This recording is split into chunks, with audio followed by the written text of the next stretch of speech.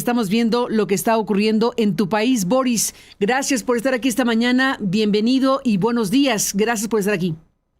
Hola Carmen, es un gusto estar aquí esta mañana tan difícil para nosotros los venezolanos, pero bueno, me siento en buenas manos, así que un saludo y un abrazo. Un abrazo para ti, Boris. Y sí, estamos observando, bueno, ambas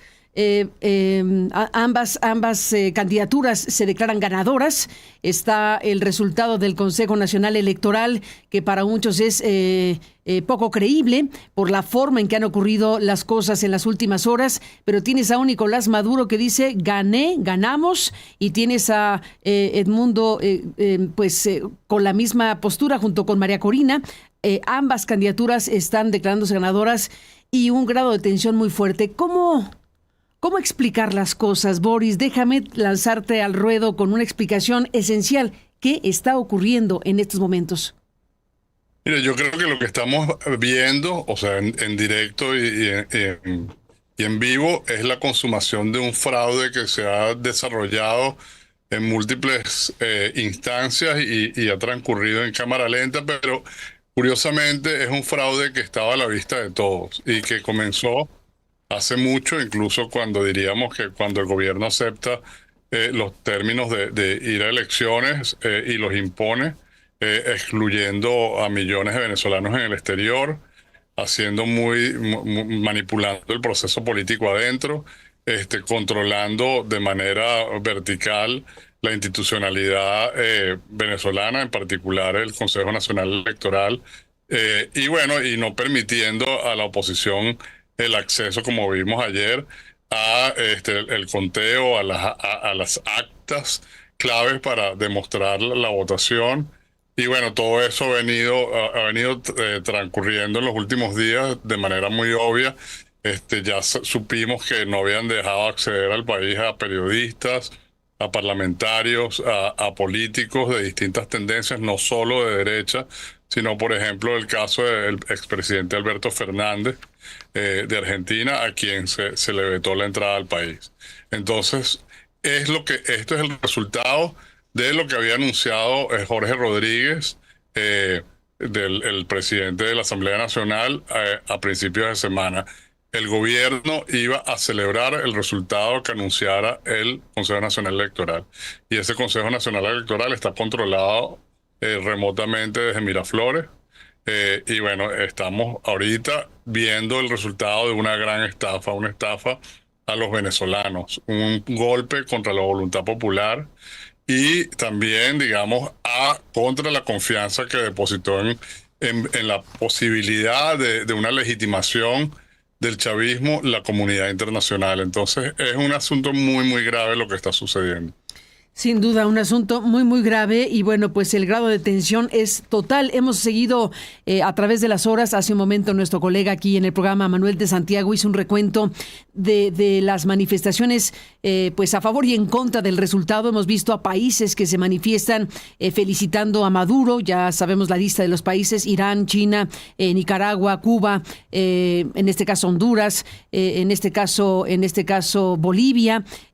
Pero por otro lado están los que están poniendo en cuestión la credibilidad del resultado, y tenemos incluso encontronazos muy fuertes como el que tuvo lugar entre Nicolás Maduro y Javier Milei de Argentina, pero está la voz de España, pero está la voz de Costa Rica, pero está la voz de Chile, están estas otras voces que están diciendo tiene que transparentarse el proceso. Así que está el mundo dividido literalmente en dos. Vaya retrato que está ofreciendo Venezuela de lo que está pues siendo este mundo que vivimos.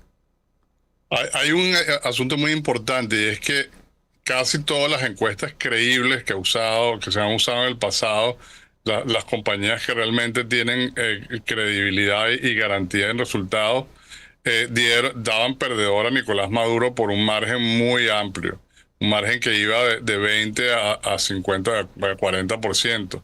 Y ese parece que es el margen que realmente se vio en la votación ayer, ¿no? De acuerdo con muchas encuestas a boca de urna y muchos conteos rápidos.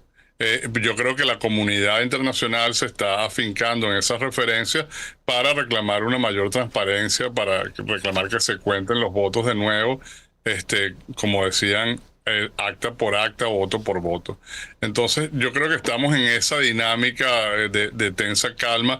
Lo que yo no veo en este momento, y esto es muy, muy serio, es qué va a pasar, porque si la oposición decide reclamar un fraude, que es lo que se anunció anoche, muy tarde, ¿a quién va a acudir cuando tienes una institución electoral controlada completamente por el gobierno? ¿A quién vas a acudir cuando el Tribunal Supremo de Justicia también está controlado por el gobierno? Lo que esto pone de manifiesto, y yo creo que es la caída del último velo digamos, el régimen chavista, es que no hay una institucionalidad plural.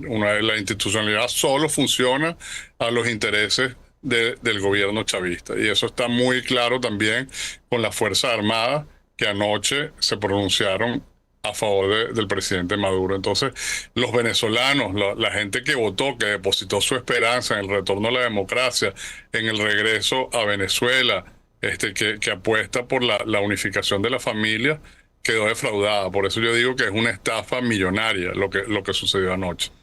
No es una frase cualquiera la que acabas de decir, unificación de la familia. ¿Qué cálculo se tiene respecto a los millones, no miles, millones de venezolanos que han salido de Venezuela, pues en un marco de cosas como el que ha perdurado por 25 años?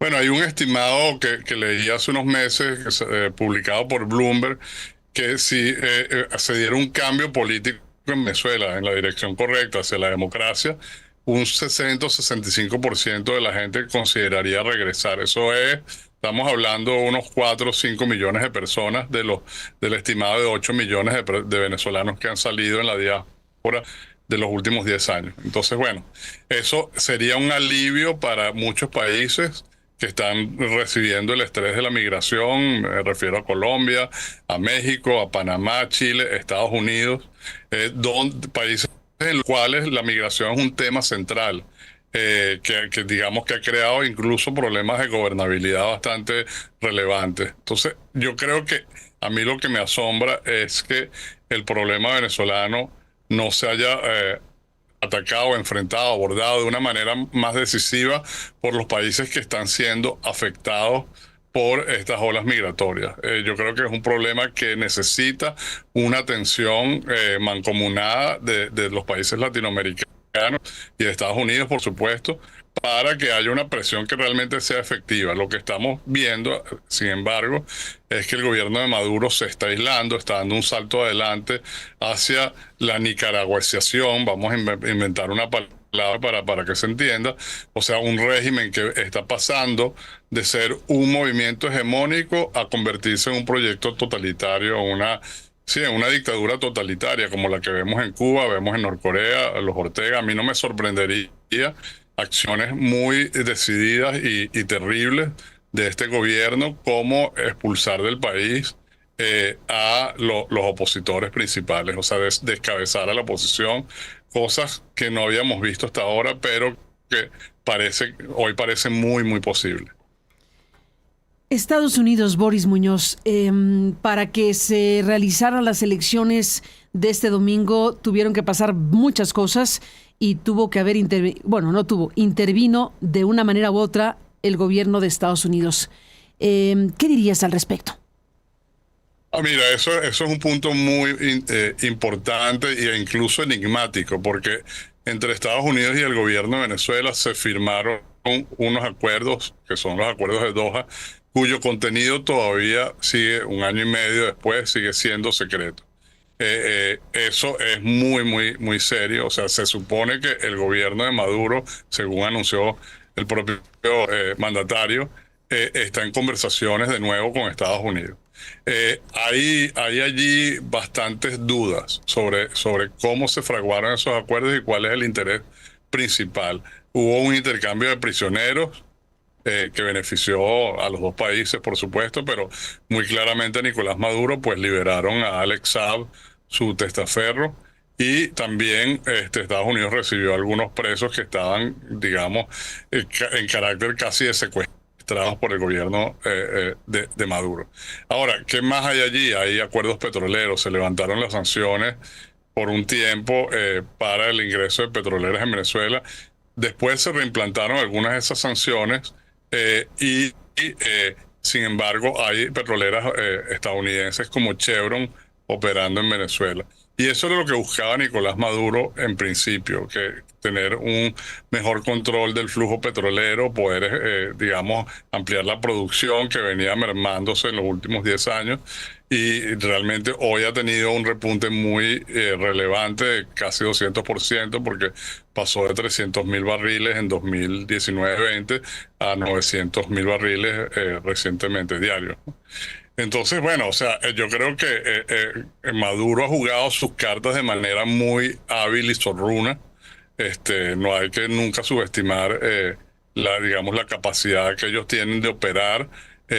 Estados Unidos, de alguna manera, a mí me parece que no ha sido transparente ni con su propio pueblo, sus propios ciudadanos, ni tampoco con la oposición venezolana como socio, digamos, en una transición democrática. Allí yo creo que ayer la declaración del secretario Blinken apunta a que ellos no están conformes, que ellos van a exigir una mayor transparencia, como lo están haciendo otros países como Colombia, Brasil y otros, digamos, apuntando a que el gobierno pueda justificar su clamor, su declaración de triunfo. Y vamos a ver qué pasa. O sea, yo creo que el Déjame gobierno... presentar, te propongo, Boris, dame un segundito, si te parece. Déjame presentar lo que estás diciendo. Aquí está Blinken, precisamente con esta declaración. Déjame que escuchemos. Al pueblo venezolano por su participación en las elecciones presidenciales del 28 de julio. Elogiamos su valentía y su compromiso con la democracia frente a la represión y frente a la adversidad. Hemos visto el anuncio que acaba de hacer la Comisión Electoral venezolana. Nos preocupa seriamente que el resultado anunciado no refleje la voluntad ni los votos del pueblo venezolano. Es fundamental que cada voto se cuente de forma justa y transparente, que los funcionarios electorales compartan inmediatamente la información con la oposición y los observadores independientes sin demora, y que las autoridades electorales publiquen la tabulación detallada de los votos. La comunidad internacional está observando esto muy de cerca y responderá en consecuencia. Y responder en consecuencia. La comunidad internacional se está manifestando y responder en consecuencia. ¿Qué se traducirá de esta frase, Boris? Yo creo que lo que se traduce es que Maduro no va a obtener la legitimidad a la que aspiraba. Ahora, la pregunta que yo hago es si realmente eso le importa en este momento. Sí, le importa, claro. Yo creo que ya se trascendió ese objetivo, en el sentido de que ellos en su análisis de costo-beneficio, me refiero al chavismo, habrá estimado que no importa. O sea, que ellos pueden vivir sin Estados Unidos hasta cierto punto en digamos, en esa alianza de la Liga del Mal que tú mencionaste, Norcorea, Irán, Cuba, bueno, no sé si está Norcorea, pero Cuba, países nefastos como Nicaragua, en el sentido que está gobernado por un sátrapa, y así. Y yo creo que hay una alineación muy clara del gobierno. Bueno, de Rusia Maduro. se manifestó, China se manifestó. Bueno, nada más, exacto, para no entrar en mucho detalle, Rusia y China se manifestaron felicitando a Maduro. Blinken dice lo que dice. Aquí tenemos estos dos grandes polos del mundo y Venezuela el vértice. Así es. Boris Muñoz, estamos preguntando también qué va a ocurrir con la sociedad, porque el grado de tensión es total. Desde luego hemos visto las imágenes de manifestaciones, de expresiones en la calle. Es un clima muy, muy peligroso, socialmente hablando, por la confrontación que deriva de esta circunstancia. Sí, lo que no sabemos es si el chavismo está dispuesto a reprimir en caso de que haya una protesta masiva. No sabemos tampoco si ese es el camino que va a decidir la dirección opositora encabezada por María Corina Machado. Lo que estamos viendo es que, como dije en algún momento, hay una transformación, una mutación muy importante con este salto hacia adelante del chavismo, cuando todo el mundo esperaba que ellos trataran de portarse bien para legitimarse, para quitarse encima sanciones y ver la posibilidad de salir de el proceso de investigación de la Corte Penal Internacional, ellos dan un salto muy largo hacia adelante y ahora yo creo que lo que estamos viendo es que el chavismo va a pasar de ser un movimiento hegemónico a convertirse en un totalitarismo. Y como es el caso de Cuba, como el caso de Nicaragua y de otros regímenes que has mencionado, como Irán. Pues Boris Muñoz, no son buenas noticias, desde luego, lo que estamos viendo desde aquí a Venezuela, y bueno, estaremos en contacto, si me lo permites, para seguir de cerca pues lo que vaya ocurriendo en los minutos, horas, días y las fechas por venir para Venezuela. Estaremos en contacto, Carmen, Boris. muchas gracias. Por favor, mantengan los ojos en Venezuela, no nos dejen solos. De verdad que esta es una sensación de soledad muy difícil de muchos años y los venezolanos seguirán en pie de lucha. Boris, te mandamos un abrazo y seguiremos hablando, como siempre. Gracias y buenos días. A ti, gracias.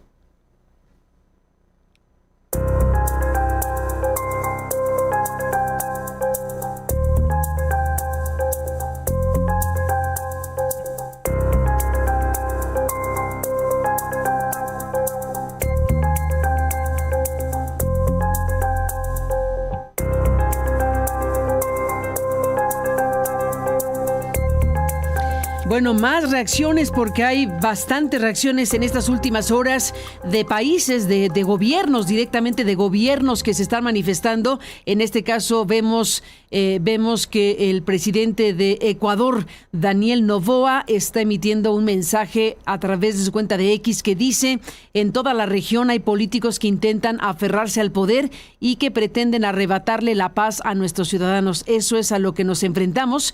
Ese es el peligro de la dictadura. Y hoy somos testigos de cómo uno más de ellos intenta arrebatarle la esperanza a millones de venezolanos. Ecuador tuvo la oportunidad de impedir que los intereses de unos pocos se impongan ante la voluntad de millones. Venezuela se merece esa oportunidad. Por ello, dice el presidente Noboa, he solicitado a nuestra canciller que realice las gestiones necesarias para convocar al Consejo Permanente de la OEA para tratar la delicada situación que vive Venezuela. Y ahí está el comunicado oficial de la Cancillería ecuatoriana, que está convocando al Consejo Permanente de la OEA para tratar la delicada situación por la que atraviesa Venezuela.